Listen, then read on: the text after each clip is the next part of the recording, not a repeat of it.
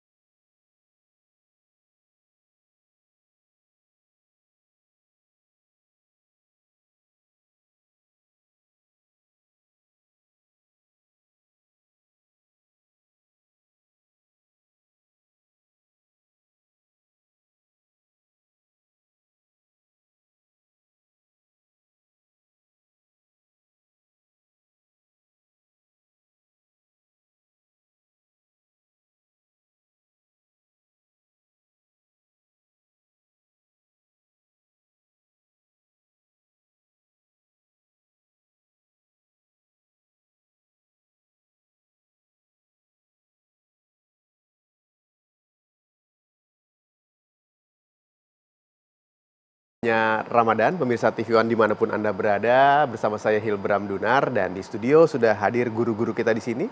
Ada Kiai Syarif Matnajih. Assalamualaikum Kiai. Waalaikumsalam warahmatullahi wabarakatuh. Terima kasih kehadirannya.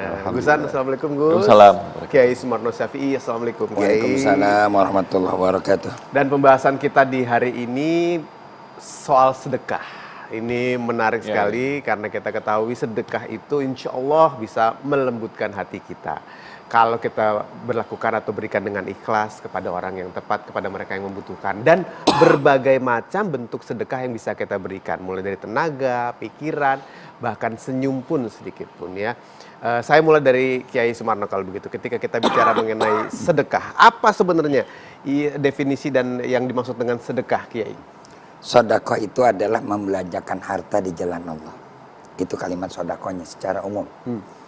Setiap harta yang kita miliki harus kita sadari bahwa itu adalah titipan dari Allah Subhanahu wa Ta'ala. Bukan sekedar apa yang Allah berikan lantas semuanya milik kita. Dan sedekah itu tidak ada batas ukurannya.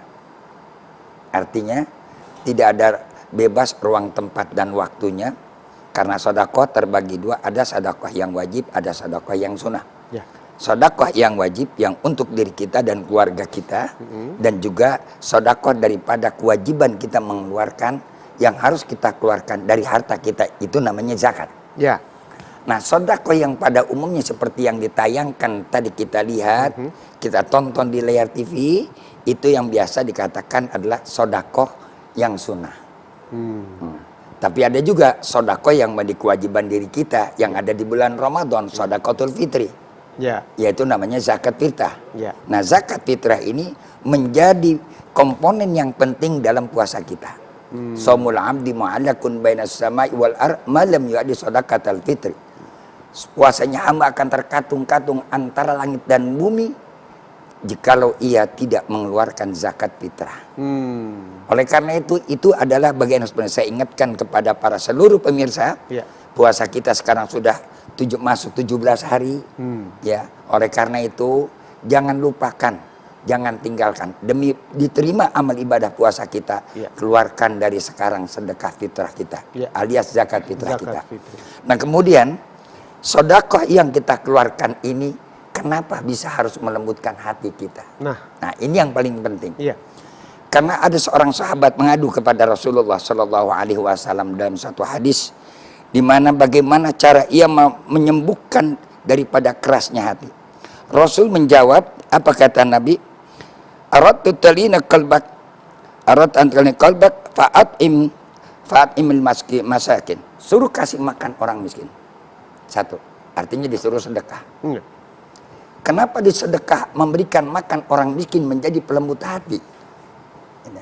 Karena ke saat tadi kita memberikan makan kepada orang miskin yang tersenyum, orang miskin yang gembira, kita akan merasakan ada kegembiraan di hati kita. Man nafasa an muslimin kurbatan min kurabi dunya, nafasallahu anhu kurbatan min kurabi yaumal qiyamah. Iya. Siapa sih orang yang mau dilahirkan jadi miskin? Tidak ada. Nggak ada. Iya, oke. Jadi Cuma memberikan ya. ke orang miskin ya. Nah, jadi itulah kita berikan makan fatin masakin. Suruh kasih makan orang miskin. Iya, oke. Saya ke Gusan kalau begitu. Bagaimana Gus cara yang paling tepat memberikan ke orang miskin yang seperti apa, kapan saat memberikannya, dan apa yang kita berikan kepada mereka? Ya. Sebelumnya saya ingin masuk ke as-sadaqah itu daf'il bala. Jadi sedekah itu adalah tolak bala. Ya. Kenapa dikatakan tolak bala? Karena dengan kita sedekah itu menyenangkan hati orang yang menerima dan melembutkan hati yang memberi. Well, oke. Nah, itu yang pertama. Menyenangkan yang menerima, Menyenangkan melembutkan hati yang memberi. Oke.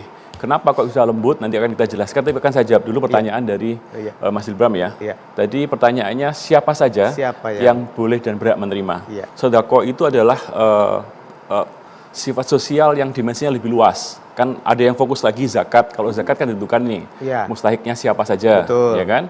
Sementara kalau sedekah itu siapa saja boleh. Iya. Tetapi akan lebih utama kalau misalnya dari keluarga kita dulu sendiri. Jangan sampai keluarga kita itu kekurangan sementara kita berfoya-foya. Keponakan kita, mungkin saja keluarga dari istri kita dan lain sebagainya. Baru nanti orang lain. Ada tahapan-tahapan seperti itu. Wal akrabuna wal aula. Yang terdekat itu yang terdekat utama. dulu itu yang utama. Setelah itu terpenuhi, maka baru orang-orang sekitarnya. Nah, itu kalau konsep kita bersedekah. Nah, jangan sampai sedekah ini justru malah membuat kita salah paham memaknai sedekah ini. Sedekahnya bukan hanya karena faktor per 5 tahunan nih. Nah, ini yang jadi Nah, sedekah itu pun tidak ada batasan waktu. Tidak ada batasan waktu, ya kan? Kepada kapanpun dan siapapun. Kita misalnya tiba-tiba wah kok rezekinya lagi asik nih lagi. Kita bersedekah yuk, kita makan-makan bareng, itu sedekah. Itu sedekah. Menyenangkan hati orang lain pun itu sedekah. Kita senyum pun bersedekah. Oke. Nah, konsepnya bersedekah itu dalam rangka memberikan saya katakan tadi kembali kepada kok bisa sedekah itu melembutkan hati. Iya. Orang yang bersedekah itu berarti dia yakin bahwa harta yang ia dapatkan itu bukan murni jerih payah dia, tetapi atas kelembutan hatinya dia tahu bahwa ini juga ada bagian hak orang lain. Dan juga tahu bahwa harta ini hanya titipan dari Allah SWT. Dan itu tidak akan mungkin terjadi pemikiran itu kalau misalnya hati kita tidak lembut. Nah, itu konsepnya ke sana. Kenapa kok katanya seperti itu? Saya ke Kiai Syarif kalau begitu. Bagaimana kita bisa melembutkan hati atau menggerakkan, belum lembut dulu deh Kiai, agar bisa tergerak nih hatinya untuk memberikan sedekah. Karena ada orang-orang yang begitu mendapatkan sesuatu ingin dimiliki sendiri semuanya. Kan dia berasa kerja keras sudah capek, sudah usaha maksimal, ya udah ini milik saya dong. Bagaimana Kiai? Ya, kalau konsep Al-Qur'an, setiap orang yang dermawan, maka dia pasti lembut hatinya. Pasti. Karena kata Al-Qur'an, ketika Allah memuji seorang lelaki yang bernama Ibrahim, wa inna Ibrahima lahalimun awwahum munib, dan sungguhnya Ibrahim itu adalah seorang yang penyantun, lembut hati, dan dia kembali kepada Allah. Kita akan lihat ayat sebelumnya menceritakan tentang Ibrahim ketika kedatangan tamu dari para malaikat yang kemudian beliau menyediakan makanan.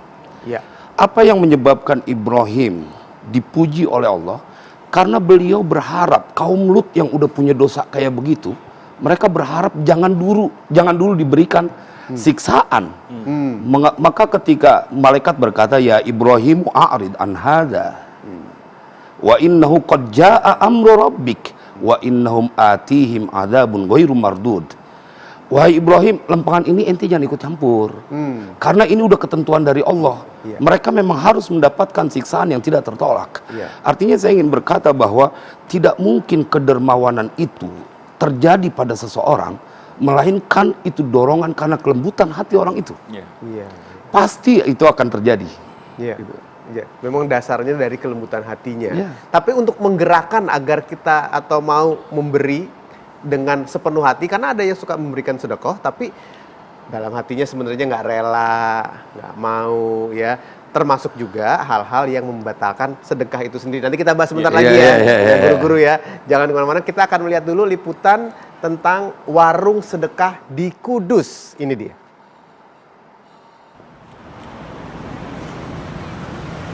Bulan suci Ramadan adalah bulan yang baik bagi umat muslim melakukan sedekah. Di Kudus, Jawa Tengah, sebuah komunitas bersedekah mendirikan warung makan gratis di pinggir jalan khusus untuk berbuka puasa bagi fakir miskin dan kaum duafa. Warung yang berada di tepi Jalan Ahmad Yani, Kota Kudus, Jawa Tengah ini menyediakan menu makanan berupa nasi, sayur mayur lengkap dengan lauk pauk dan air minum secara cuma-cuma pada siapa saja yang datang. Warung sedekah mulai buka dari pukul 4 sore dan tutup ketika makanan habis dibagikan. Keberadaan warung sedekah yang dibuka setiap hari ini mampu meringankan para warga yang kurang mampu. Setiap harinya warung sedekah biasanya menyiapkan ratusan porsi nasi bungkus untuk dibagi. Bulan Ramadan ini kami sama minggu sementara itu. Berapa porsi Pak setiap hari, Pak? Minimal 350 per porsi, estimasi dana 10.000, jadi 3,5 juta minimal. Warga kurang mampu ini mengaku senang dengan adanya warung sedekah ini. Mereka merasa terbantu di tengah naiknya harga-harga kebutuhan pokok. Alhamdulillah, senang sekali. Berian dari Allah, semoga barokah. Biasanya lewat sini, Bu? Iya, lewat sana jalan Johar. Bu, kerjanya apa, Bu? Membantu rumah tangga. Menurut pengelola warung sedekah, nasi bungkus warung sedekah diberikan untuk siapapun. Kegiatan ini tidak ada tujuan lain selain meraup berkah dan ridho Allah Subhanahu wa Ta'ala di bulan Ramadan melalui warung sedekah. Dari Kudus, Jawa Tengah, Galih Manunggal, TV One mengabarkan. Kembali lagi di Indahnya Ramadan, masih membahas mengenai bagaimana sedekah bisa melembutkan hati kita. Saya langsung ke Kiai Syarif kalau begitu. Supaya benar-benar bisa bergerak hati kita untuk memberi, apa yang harus kita pikirkan dan bagaimana agar ibadah tersebut bisa diterima oleh Allah Subhanahu wa Ta'ala. Ya, kayaknya kita perlu merujuk kepada apa yang Allah ceritakan dalam Al-Qur'an surat Al-Insan. Ada orang-orang yang gemar bersedekah dan diceritakan oleh Allah alasannya. Wa yut'imuna at'ama ala hubbi miskina wa yatima wa asira. Innama nut'imukum liwajhillah la nuridu minkum jazaa'a wala syukura. Apa alasannya? Inna nakhafu min rabbina yawman abusan qamtarira. Itulah kemudian yang Allah jadikan sebuah pemicu untuk seseorang akan tidak pernah berhenti berbuat baik. Kenapa? Karena mereka diceritakan dalam Al-Quran, ada loh orang-orang yang mereka hobinya memberikan makan, bersedekah. Dan mereka tidak berharap ucapan terima kasih atau balasan. Tapi apa yang diceritakan oleh Allah? Mereka berharap dengan apa yang mereka berikan, kebahagiaan yang mereka berikan, seperti yang tadi disampaikan oleh Kiai Sumarno, bahwa kelak Allah akan memberikan kebahagiaan di yaumil qiyamah. Masya Allah. Itulah yang diceritakan oleh Allah di dalam Al-Quran, bahwa mereka akhirnya Allah selamatkan dari kesusahan nanti di yaumil qiyamah. Bila banyak orang berpikir bahwa kehidupan bukan hanya di dunia, maka mereka dalam tanda kutip akan membabi buta dalam bersedekah. Karena ada kehidupan yang kekal yang dijanjikan oleh Allah. Iya, oke. Gus, menyambung dari dikatakan Kiai Syarif tadi. Kalau ada orang bersedekah tapi punya harapan-harapan tertentu, ingin itu, ingin ini, dan punya keinginan-keinginan khusus, bagaimana, Gus? Ya, kalau kita bicara harapan, berarti kan kita bicara tentang keikhlasan. Ya. Nah, saya sih menyarankan jangan menunggu ikhlas dulu untuk memberi. Beri saja, sehingga menjadi habit. Ya. Ketika menjadi habit, lama-lama kan kita akhirnya ngapain saya setiap hari memberi tapi tanpa pahala. Akhirnya ikhlas itu muncul. Oh, ya sudahlah. Ya sudahlah. Dari kan buang-buang duit dong kalau misalnya kita nggak ikhlas gitu. Iya. Nah, yang berikutnya di konsep Jawa itu ada bahasa Jawa seperti ini. Pager sing paling api iku pageran mangkok. Nah, bahasa Indonesianya pagar yang paling baik adalah pagar mangkok atau piring. Artinya memberikan makanan ke tetangga, berikan konsumsi ke tetangga yang lain itu akan menjadi pagar kita. Nah, ini beda konsepnya dengan pagar rumah di Jakarta kan tinggi-tinggi sekali tuh. Kalau di Jawa itu nggak ada pagar yang tinggi-tinggi, tapi pagar kita adalah tetangga kita yang baik. Karena kita berbuat baik karena kita berbuat baik, melembutkan hati kita dan melembutkan hati tetangga kita. Iya, nah, begitu. Ke Kiai Sumarno. Tadi Kiai sempat mengatakan ada beberapa hal yang bisa membuat sedekah tersebut akhirnya tidak mendapatkan ridho dari Allah, ya, membatalkan sedekah tersebut. Kebaikan itu tidak akan bisa muncul kalau tanpa dipicu alias dipaksa dulu.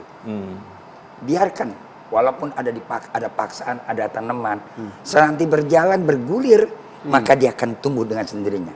Tapi diingatkan oleh Allah, wala tubtilu sadaqatikum bil manni wal adha. Ketika kau sudah berjalan, kau sudah tahu dan kau sudah rasakan dan kau sudah lihat, kata Allah, dengan sedekah kamu yang kamu lakukan, jangan kau rusak sedekah kamu bil manni wal adha, dengan ada harapan-harapan dan juga dengan menyakiti. Ada orang memberikan sesuatu tapi dia punya motivasi. Ada orientasinya lain nih. Betul.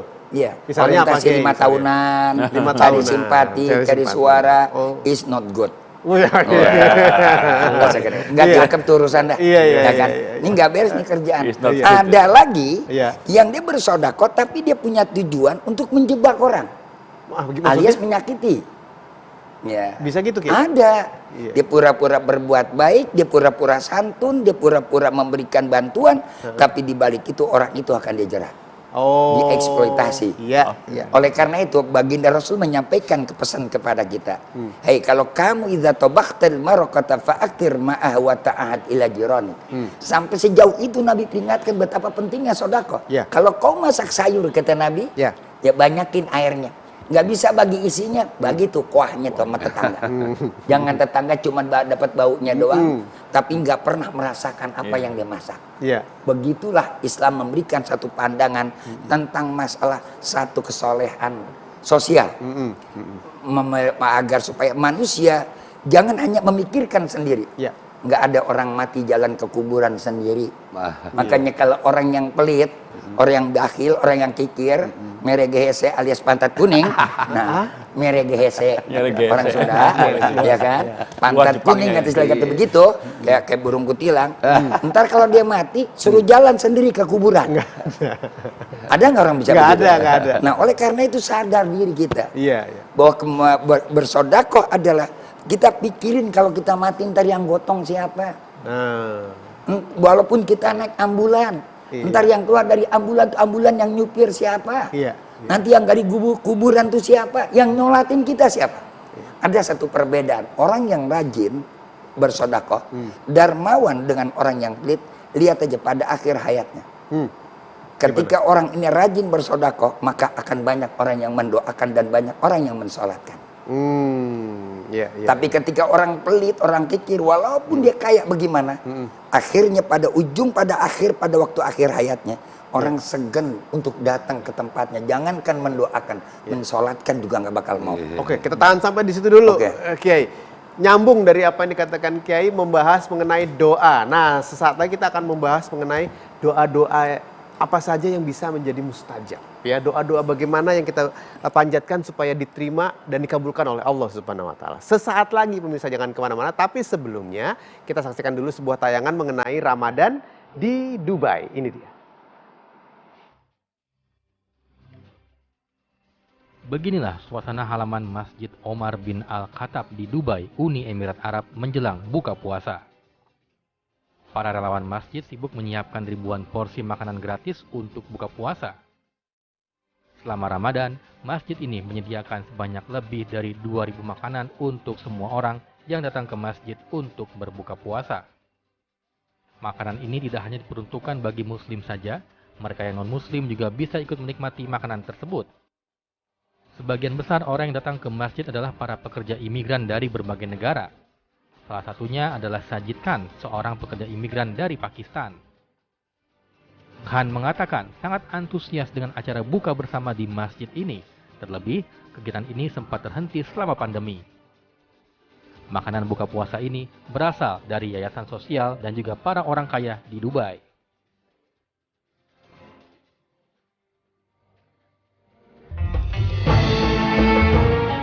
Pemirsa, indahnya Ramadan.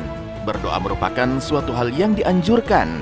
Pasalnya, segala sesuatu yang dilakukan manusia di dunia ini tidak akan lepas dari pengaruh dan kehendak Sang Maha Kuasa. Adanya doa diharapkan dapat menyadarkan manusia untuk selalu mengingat Allah Subhanahu wa Ta'ala sebagai tempat meminta ampunan dan pertolongan. Doa lahir dari sebuah kondisi di mana manusia diciptakan dengan memiliki kelemahan. Doa juga telah diamalkan oleh umat-umat terdahulu. Bahkan Nabi dan Rasul mempercayai doa yang mereka panjatkan terbukti terkabul setelah mereka berserah diri dan memohon pertolongan kepada Allah. Doa ibarat sebuah jembatan yang menjadi penghubung antara manusia dengan Allah Subhanahu wa Ta'ala. Karenanya, untuk membangun kedekatan antara manusia dengan Sang Khalik, alangkah baiknya bagi manusia untuk bersungguh-sungguh dalam berdoa. Namun, ada kalanya manusia merasa tidak sabar dengan doanya yang tak kunjung dikabulkan oleh Allah, sehingga manusia beranggapan jika doa yang mereka panjatkan tidak mustajab. Lantas, adakah doa-doa mustajab yang cepat dikabulkan oleh Allah Subhanahu wa Ta'ala? Dan apa yang harus dilakukan oleh manusia agar doanya mustajab? Simak penjelasannya dalam Indahnya Ramadan kali ini. Doa-doa yang mustajab itu yang akan kita bahas di segmen kali ini bersama dengan guru-guru kita yang sudah hadir di studio di Indahnya Ramadan. Saya langsung mulai dari Gusan kalau begitu. Gus, jadi bagaimana Gus supaya doa bisa menjadi mustajab? Jadi konsep dasarnya doa itu pasti diijabah. Ud'uni astajib lakum. Itu fix. Dan kita nggak boleh husnudon lagi, tapi harus yakin, hakul yakin. Nah, tinggal bagaimanakah Allah ini mengijabahi doa kita? Nah, jangan-jangan Allah memberikan sesuatu yang lebih dari apa yang kita minta, tapi kita nggak sadar. Doa itu bisa diijabah, bisa jadi karena siapa yang mendoakan, waktunya kapan, dan isi konten doanya apa. Nah ini yang ini kan, kontennya doa seperti apa. Masalahnya sekarang ini ada yang berdoa hanya demi konten.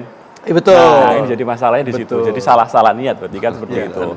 Nah, saya melihat begini, kok saya yakin ya bahwa setiap doa kita pasti diijabah. Tinggal Allah itu memberikan mungkin karena waktunya yang berbeda. Diberikan sesuai permintaan kita, tapi waktunya jangan sekarang. Jangan sekarang, ya. Tapi aku tahu kapan waktu yang tepat untukmu dengan doa-doa itu. Ya. Atau bisa jadi Allah sudah mengijabahi doa kita dengan sesuatu yang di luar pikiran kita. Karena bisa jadi doa kita tuh levelnya masih bukan need. Oh iya, masih mau, belum masih kebutuhan. Hanya kemauan kita, tapi bukan need kita. Kita kadang-kadang doa tinggi, tapi kita lupa. Kita nggak berdoa tentang kepentingan yang dari kita sendiri. Butuh nggak sebenarnya itu, gitu ya? Iya, seperti itu. Jadi saya kira apakah semua doa itu diijabah? Iya, saya yakin diijabah. Dikabulkan. Oke. Kiai Syarif, bagaimana Kiai? Ya, saya sepakat apa yang disampaikan oleh Umar bin Khattab misalnya. Kata beliau, inilah ahmilu hammad du'a, hammal ijabah wa bal hammad du'a. Fa idza ulhimtum ad-du'a fa inna ma'ad du'a istijabah. Arti ijabah. Jadi kalau kata Umar bin Khattab, aku tidak khawatir dengan dikabulkan doa. Yang aku khawatirkan, aku diperkenankan oleh Allah apa tidak untuk berdoa. Karena bila engkau telah diilhamkan oleh Allah untuk berdoa, maka sesungguhnya bersama doa pasti ada terkabulnya doa. Bayangkan di dalam Al-Quran diceritain begini Mas Ibram.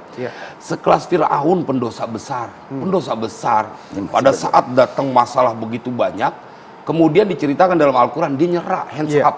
Betul. Dia angkat tangan. Apa yang diceritakan dalam Al-Quran? Walamma waqa alaihimur rijzu qalu ya Musa du'u lana rabbaka bima ahida indak. Dia minta kepada Musa, ya Musa tolong dong berdoa kepada Tuhanmu supaya terlepas kami dari musibah, dari bencana. Ini Fir'aun. Tetapi apa yang diceritakan oleh Allah dalam Al-Quran? Allah kabulkan doa dari Musa karena untuk meyakinkan kepada Fir'aun bahwa Allah mengabulkan segala doa. Itu pendosa besar. Doanya masih dikabulkan. Bahkan setelah dikabulkan doa, dia masih durhaka. Baru kemudian terjadilah siksaan yang terakhir. Maka saya ingin meyakinkan dari mimbar ini bahwa ketika lisanmu tergerak untuk berdoa, ketahuilah di situ ada ketentuan Allah ingin mengabulkan doamu. Oh, Masya Allah. Oke. Kiai, doa yang mustajab. Doa semuanya pasti mustajab. Cuma ada ruang tempat dan waktu. Ada temana waktunya. Saya sudah pernah sampaikan, khamsul layalin yustajabu fihi doa. Ada 5 malam yang di malam itu akan Allah ijabahkan itu doa. Pertama, yakni adalah Lailatul Qadar. Betul. Ada malam Lailatul Qadar, Asrul Awakhir sekarang kita nih. Nah, malam-malam yang kayak macam gini ini malam yang ijabah kita berdoa. Yang kedua adalah Lailatul Nisfi Sya'ban. Pada malam nisfu Sya'ban. Walaupun tidak ada ajaran Nabi nggak mencontohkan bagaimana itu doa, tapi malam itu adalah malam ijabah untuk berdoa. Yang ketiga, Lailatul Idul Fitri, malam hari raya Idul Fitri. Kita bukan ayab-ayaban, kita bukan jalan-jalan, ayab-ayaban. Bahasa Jepang, ayab-ayaban. Manfaatkan malam Idul Fitri itu berdoa. Yang keempat adalah Lailatul Idul Adha, pada malam hari raya Idul Adha. Yang kelima adalah malam Jumat. Malam Jumat. Setiap malam Jumat, malam Sayyidul Ayyam, kalau kita mau berdoa, berdoalah saat itu waktu-waktu yang ijabah. Cuman soal nanti Allah ijabahkan atau tidak itu doa, ingat Allah bilang, ini a'lamu ma la ta'lam. Aku lebih tahu daripada apa yang kamu nggak ketahui. Iya. Kadang-kadang kita sotoy. Apa ya? Maksain so tahu. Maksain yang di luar ukuran kita. Kita makan setengah piring, mintanya 1000 piring. Setengah piring aja dia belum gegaras, dia belum makan, udah minta 1000 piring. Nah ini kadang-kadang ukuran doa juga ada kadarnya. Apa yang menjadi kebutuhan kita. Dan yang kita minta kepada Allah, tidak lain dan tidak bukan, harus ukuran target kita, jangan sekedar dunia. Oke, tahan dulu di situ. Oke, abis ini kita bahas caranya bagaimana sebenarnya berdoa yang baik itu. Apakah harus terucap? Apakah harus menangis atau hanya dengan dalam hati atau hanya dalam tindakan? Katanya ada yang mengatakan bahwa doa terbaik adalah dalam sebuah tindakan. Nah, kita akan bahas sebentar lagi, jangan kemana-mana.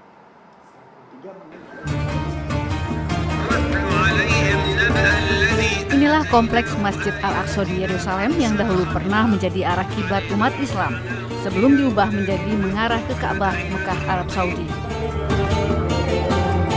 Masjid ini juga merupakan situs bersejarah, saksi peristiwa Isra Miraj, perjalanan Nabi Muhammad dari Mekah ke Yerusalem, lalu menuju langit ke-7. Meski begitu, Ramadan di Masjid Al-Aqsa tidak terlalu terasa bedanya. Tidak terjadi lonjakan jumlah jemaat sholat Jumat di sini. Ini bukan karena Muslim di Yerusalem kurang antusias beribadah di bulan Ramadan, melainkan karena akses mereka beribadah di Masjid Al-Aqsa sangat dibatasi oleh polisi Israel. Israel dengan semena-mena membuat aturan tidak semua orang bisa sholat Jumat di Al-Aqsa. Di sini lebih banyak jemaah perempuan yang sholat Jumat, karena tidak ada larangan bagi perempuan segala usia.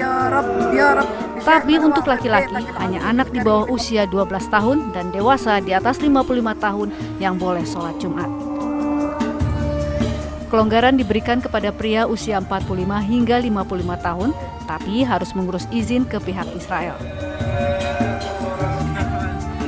Israel semena-mena buat aturan di Yerusalem meski kekuasaan mereka di sini tidak diakui hukum internasional.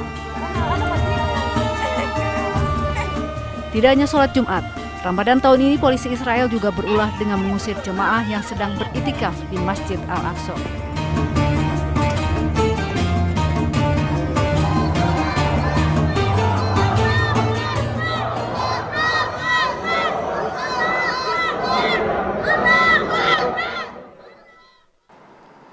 Jam 4:17 waktu Indonesia Barat, kami masih menemani Anda, indahnya Ramadan. Saya Hilbram Dunar dan guru-guru kita di sini. Saya akan langsung ke Kiai Syarif membahas mengenai doa-doa yang mustajab. Bagaimana nih? Banyak kajian kitab tentang bagaimana cara supaya doa dikabulkan. Bahkan ada kitab Sayyid Muhammad Al-Maliki, Abwaabul Faraj. Tetapi ada sesuatu yang simpel di dalam Al-Quran. Ketika Allah menceritakan Nabi Yunus saat beliau berada di dalam perut ikan. Sendirian dia dalam 3 kegelapan, gelapnya laut, gelapnya perut ikan, gelapnya dasar lautan. Tetapi Allah ceritakan dalam Al-Quran apa yang menyebabkan beliau kemudian dikeluarkan dari perut ikan itu. Falaula annahu kana minal musabbihin la labitha fi batnihi ila yaumi yub'atsun. Ini menjadi formula yang sangat simpel. Seandainya saja Yunus tidak bertasbih kepada Allah, niscaya dia akan tetap berada di dalam perut ikan itu sampai hari kebangkitan. Maka ini menjadi sebuah formula. Engkau tidak perlu meminta, bertasbih saja Allah datangkan pertolongan. Betapa dekatnya Allah dengan konsep la ilaha illa anta subhanaka inni kuntu minadh dhalimin. Atau pada ayat lain, ketika satu kampung durhaka karena mereka pelit, nggak mau bersedekah, dan mereka ingin panen, kemudian Allah habiskan kebun mereka, maka kemudian mereka menyesal dan dinasihati oleh salah seorang bijak dari mereka. Qala awsatuhum alam aqul lakum laula tusabbihun. Kan aku sudah bilang kepada kalian, kenapa kalian tidak bertasbih? Seandainya kalian bertasbih, tidak akan ada bencana terjadi pada diri kalian. Tentu ini menjadi sebuah tawaran yang akan menggembirakan siapa saja.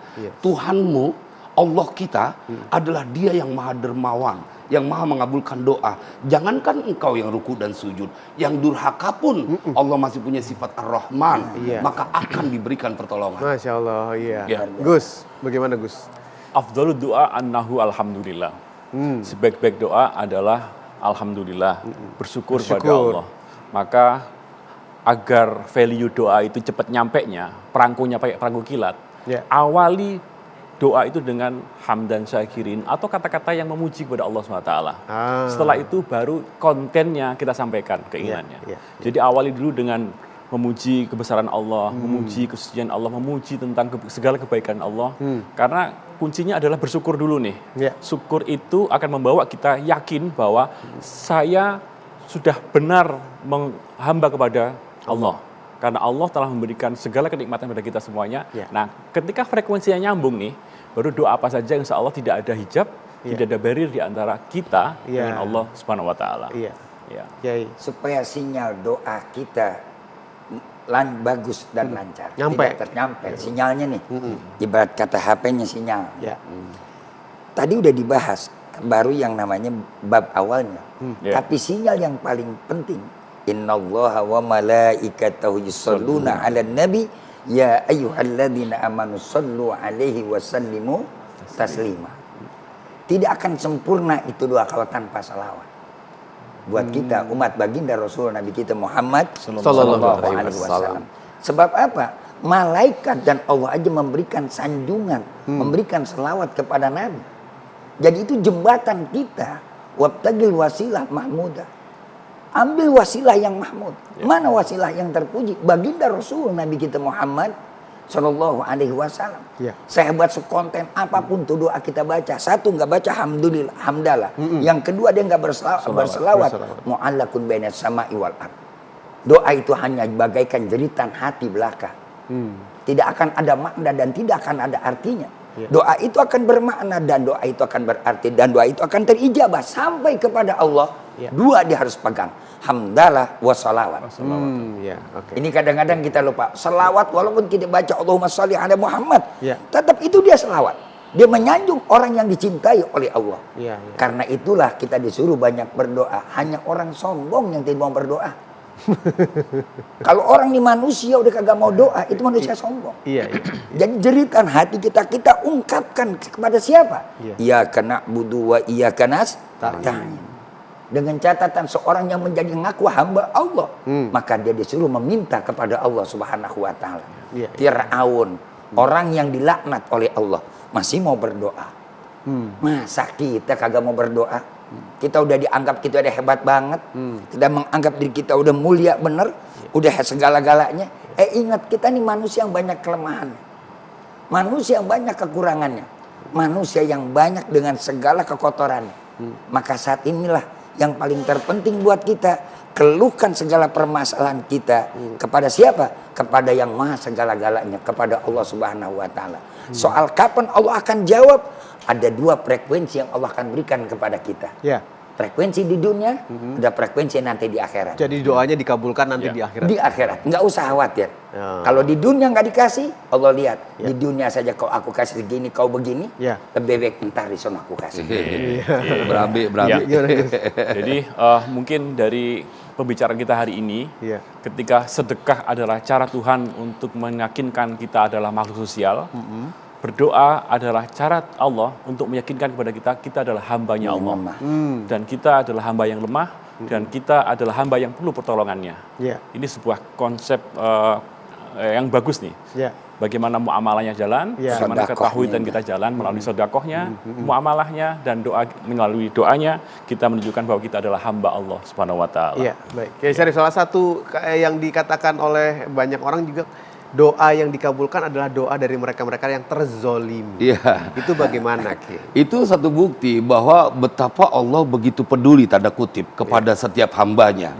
Bahkan saat engkau dalam keadaan teraniaya, Allah lah yang pertama akan membackupmu.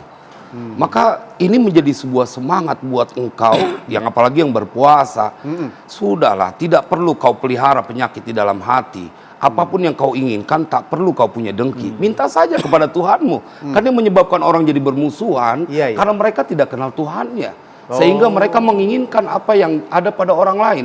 Padahal kalau dia kenal Tuhannya, dia tinggal meminta. Nggak usah minta yang punya orang lain. Bahkan di dalam surat Al-Mulk Allah sampai tanya, amman hadzal ladzi yarzuqukum in amsaka rizqah ballajju fi utuwi wa nufur. Siapa yang bisa ngasih rezeki kalian kalau Allah tahan? Tetapi apa yang disampaikan tadi oleh Kiai Sumarno, kalian kelewat sombong dan lari menjauh dari Allah. Maka momen ini menjadi sebuah semangat untuk kita. Tidak ada yang perlu kau khawatirkan dan jangan pernah meneteskan air mata buat dunia bila engkau menyembah yang memiliki dunia. Wa idza sa'alaka ibadi anni fa inni qarib. Jadi kalau orang mau berdoa kepada Allah, meminta kepada Allah, Allah tidak pernah jauh daripada hambanya. Di mana dekatnya Allah? Min hablil warid, lebih dekat daripada urat tenggorokan kita. Betul. Maka itulah banyak-banyaklah kita memohon dan berdoa kepada Allah. Insya Allah, Allah akan memberikan kepada kita. Dan Allah akan membukakan jalan kepada kita. Amin ya rabbal alamin. Terima kasih kalau gitu untuk tausiahnya Kiai Sumarno, Gusan, Kiai Syarif. Insya Allah kita bertemu lagi dan juga terima kasih pemirsa Anda sudah menyaksikan indahnya Ramadan kali ini. Selamat berpuasa untuk hari ini. Semoga kita diberikan kekuatan dan pahala-pahala kita tentunya ada doa-doa kita dikabulkan oleh Allah Subhanahu wa taala dan penuh dengan pahala untuk kita semua. Besok kita bertemu lagi insya Allah. Saya Hilbram Dunar. Wassalamualaikum warahmatullahi wabarakatuh. Anda baru saja menyaksikan indahnya Ramadan yang dipersembahkan oleh didukung oleh